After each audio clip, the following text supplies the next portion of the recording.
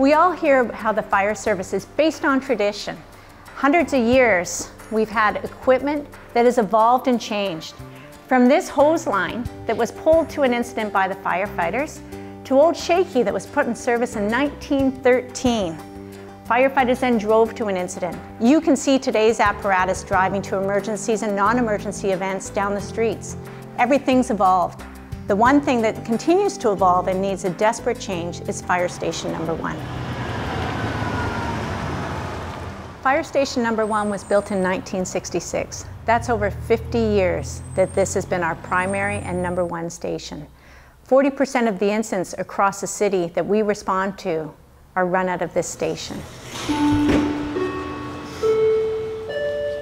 Our goal is to respond and arrive on scene within 6 minutes to any emergency. And so in order to do that, we need a fire station that is laid out in order to have our firefighters get on that truck and out that door within 60 seconds. This is not something that Nanaimo has made up. This is an industry standard that we adhere to. Some of the current deficiencies within Fire Station Number 1 include the seismic stability.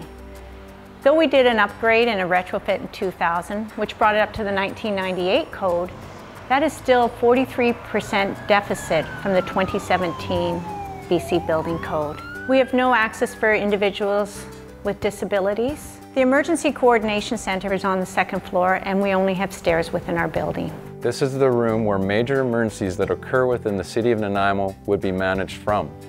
Ironically, if there is a significant earthquake within the city, this room may not be accessible as Station 1 is not up to current seismic code. This facility needs to be up and operational directly following a major seismic event or other emergency.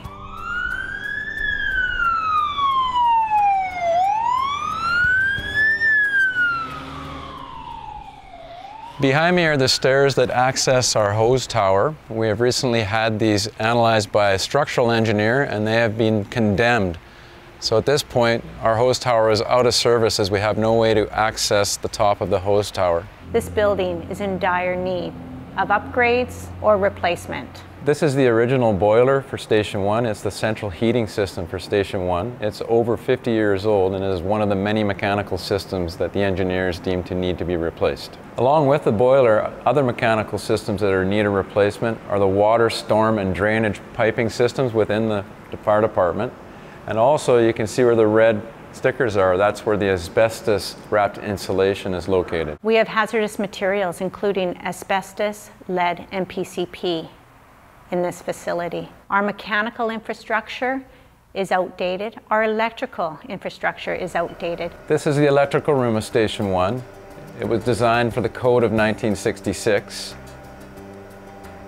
It is at capacity today, and the existing panels are required to be replaced. The roof on Fire Station Number 1 also needs replacing. There is no adequate ventilation systems within this facility. We have no sprinkler or fire alarm system in a fire station. Our consultants did an assessment on this building in 2016 and came up with 3 different recommendations for council. One included status quo.